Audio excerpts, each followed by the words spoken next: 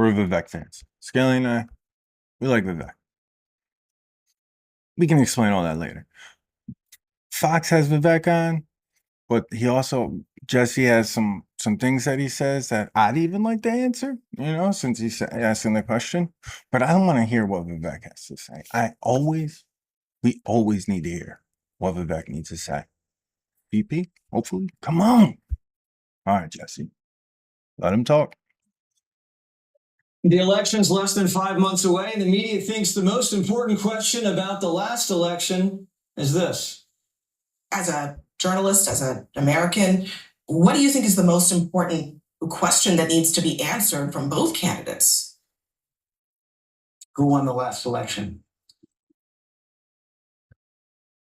Biden.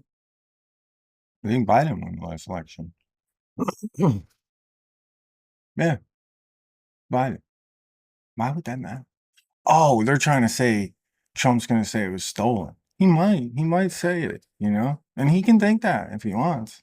Personally, I don't think, Democrats outsmart Republicans. That's why Biden won. But okay, all right, let's move on. Yeah, very simple. Yeah, and who won the last election? Let's discuss and debate. Biden. And we'll see. I mean, look, it's been asked There's nothing to by debate. Donald Trump. He refuses to answer it correctly, but we'll see what he does when he's given that opportunity. In front of 140 million people. He's already done it on a stage like that. Stephanopoulos thinks November 5th is a referendum on January 6th. Also, Rachel Maddow thinks Trump's going to put her in an internment camp.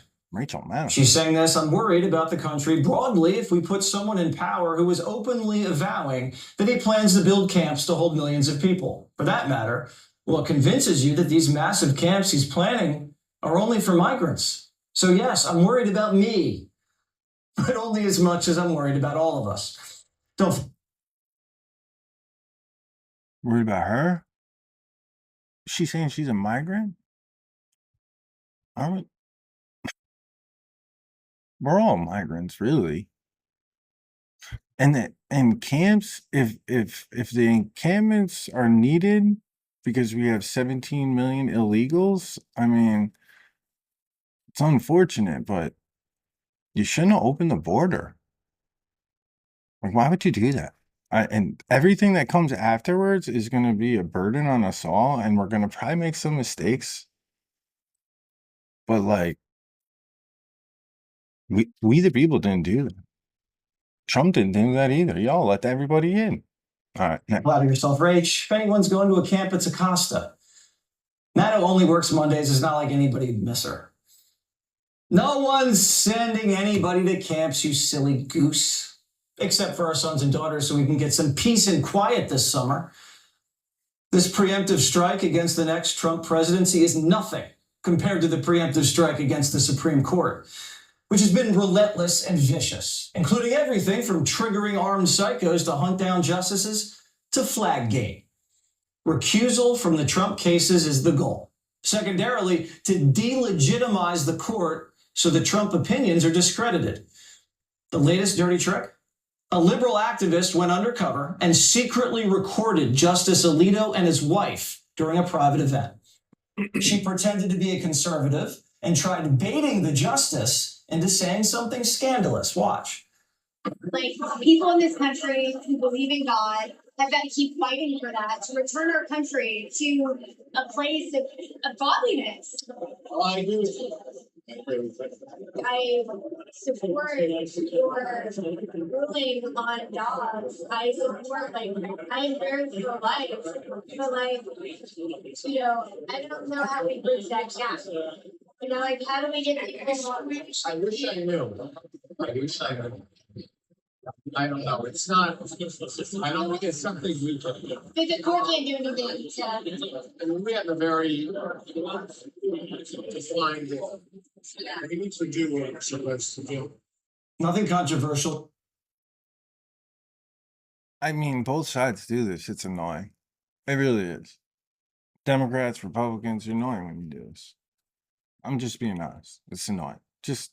I don't care about Biden and his pipe because he's going to get treated differently, just like Trump's going to get treated. And it's apparently in Atlanta, YSL. apparently he's not allowed to get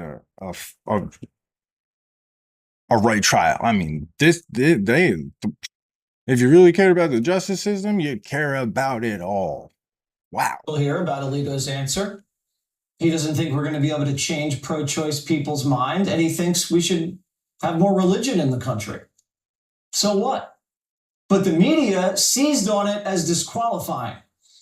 We know Alito is essentially a Fox host. Who is this? On the court. New developments about Supreme Court Justice Samuel Alito's compromised ethics and open support and comfort with extreme far-right causes. Former presidential candidate Vivek Ramaswamy joins me now. Vivek!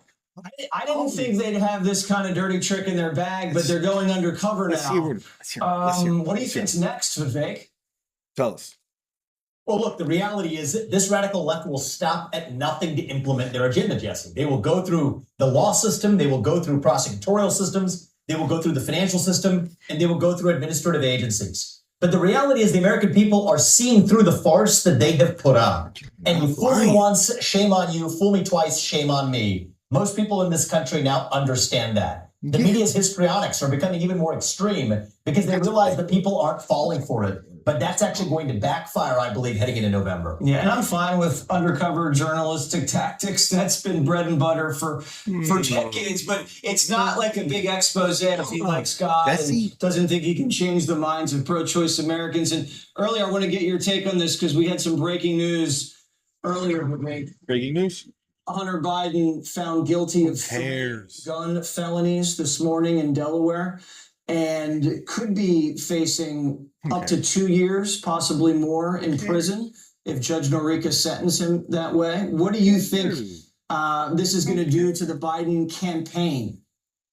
Who cares? Well, look, I think there's a couple of things going on here, Jesse. I actually think this particular trial and conviction is a bit of a farce. It's a bit of a feigned retreat. Note the timing. It came right after the Trump trial and the Trump verdict. The purpose of this is in the public eye to actually legitimize the Trump conviction. It's also designed to deflect attention away from what they should actually be going after the Biden family for, which is selling off our foreign policy to make their family rich in places like Ukraine, where Hunter Biden has absolutely no business serving on the board of Burisma, a state-affiliated energy company, which happens to be the same country that we're now sending $200 billion of American taxpayer money to. Hello. So that's what this is about, is it's a bit of a deflection, all against the backdrop that these are federal charges when his father is the sitting president of the United States, who can absolutely pardon those actual convictions. Look at that pen. So we should not fall for that trick, and I think that's what this is really about. Yep. Timing is everything in politics and in life. Vivek, thank you so much. Have a great... On that note, it was me on a phone. No, not even on a phone. Yeah, it was my phone, but it was away from me. And I heard Paul Scanlon's testimony about being forced. Timing. That was like 6 months ago now.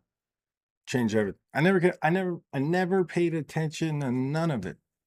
Now I pay attention to all of it. And it really ain't hard. See, Skelly, it ain't hard. We just watch. We go online and we watch. You elect them, watch what they say. If you're surprised by what they say, vote them out. What? MAGA. Hey, Vivek, please be